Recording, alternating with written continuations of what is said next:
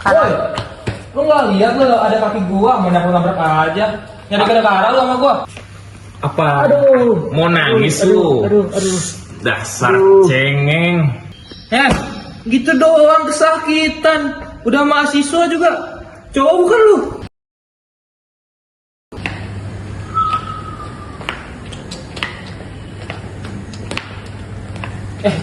Cuy. Lu ada duit gak? Gua minjem dong. Lagi awas gua nih.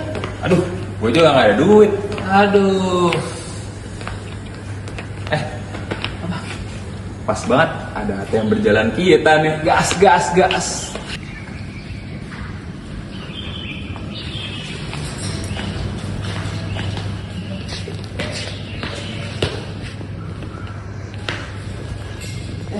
Santai aja, buru-buru amat. By the way, siang-siang gini enaknya punya masih seger-seger nih. Iya nih, aduh, aus banget tenggorokan rasanya. Duit kita berdua lagi habis nih. Kira-kira lu punya nggak ya duit buat traktir kita berdua? Nggak ada bang, nggak ada. Halah, nggak usah bohong lu. Nggak ada duit. Sini loh. Tuh, gue liat ada duit warna biru tuh. Sini. Ini apa nih? Bang, Kok jangan, lu bang. bohong? Itu uang terakhir aku, bang. Nyari Bang, gara-gara lo bang, kita.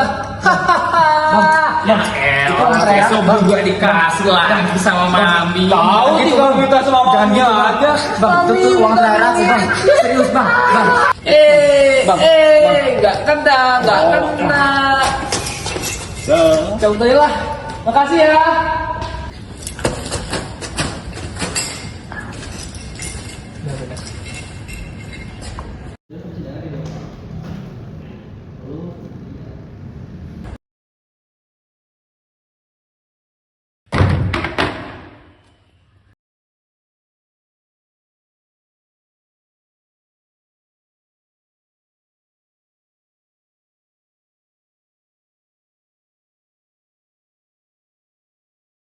Kenapa harus aku alami hal ini? Aku salah apa sama mereka? Mungkin kalau aku mati, semuanya baru akan baik-baik saja. Lagi pula, kehidupan aku pun sudah hancur.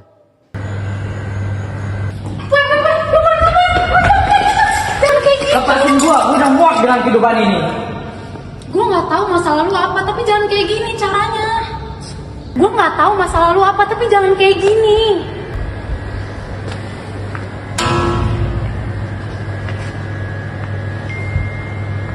Gue nggak tahu masa lalu apa, tapi kalau misalnya lu butuh teman ngobrol, gue bisa jadi teman ngobrol lu. Tapi jangan kayak gini caranya.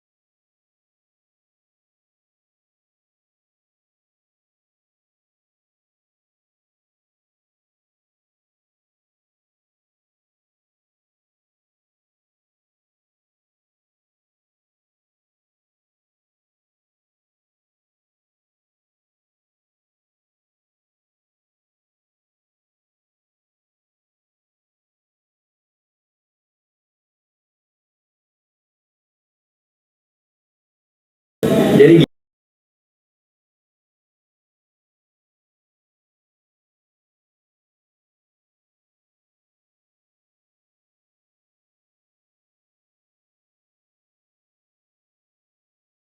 Beberapa tahun terakhir, kasus kekerasan dan bullying di Indonesia terus menjadi perhatian. Fenomena ini tidak hanya terjadi di tingkat sekolah dasar dan menengah, tetapi juga merambah ke lingkungan kampus yang seharusnya menjadi ruang aman bagi perkembangan intelektual dan karakter generasi muda. Data Kementerian Pendidikan Tinggi menunjukkan bahwa sejak tahun 2021 hingga 2024 terdapat 310 laporan kekerasan di lingkungan perguruan tinggi. Bullying merupakan tindakan agresif yang dilakukan untuk menyakiti atau mengintimidasi individu lain yang dianggap lebih lemah. Bentuk bullying tidak selalu berupa kekerasan fisik seperti memukul, menendang, atau mendorong korban, tetapi juga dapat muncul dalam bentuk verbal seperti mengejek dan mengancam. Salah satu akar utama munculnya perilaku bullying adalah krisis empati dan lemahnya kontrol diri pada individu. Ketika seseorang tidak mampu memahami atau merasakan penderitaan orang lain, ia akan lebih mudah melakukan tindakan yang merugikan tanpa mempertimbangkan dampaknya. Apalagi, kondisi ini dapat diperparah oleh lingkungan yang menganggap ejekan dan intimidasi sebagai hal yang biasa. Kurangnya teladan dari orang dewasa maupun figur yang dihormati membuat anak dan remaja cenderung menerima dan meniru perilaku agresif yang mereka lihat. Dampaknya, korban bullying akan sering mengalami rasa takut dan kehilangan kepercayaan diri mereka. Pada kasus yang lebih berat, korban dapat mengalami trauma berkepanjangan serta hilang harapan terhadap masa depan. Mengingat besarnya dampak yang ditimbulkan, pembentukan karakter menjadi langkah penting untuk mencegah lahirnya perilaku maupun korban bullying. Salah satu pendekatan yang ideal adalah pendekatan 3 dimensi, yaitu asuh, asih, dan asah. Asuh berarti memberikan bimbingan dan pengawasan sehingga individu mampu membedakan perilaku yang benar dan salah.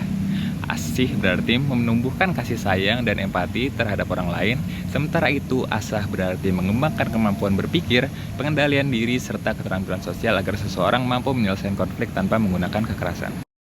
Keberhasilan pembentukan karakter bergantung pada dukungan lingkungan, terutama keluarga dan sekolah. Orang tua berperan sebagai pendidik pertama yang menanamkan nilai moral dan empati melalui contoh nyata dalam kehidupan sehari-hari. Sementara guru berperan sebagai figur teladan yang menciptakan lingkungan belajar yang bebas dari kekerasan. Ketika keluarga dan sekolah bekerja sama secara konsisten, individu akan memiliki fondasi moral yang kuat untuk menolak perilaku bullying, serta berani membela korban ketika menyaksikan tindakan bullying. Dengan demikian, bullying bukanlah candaan atau tradisi.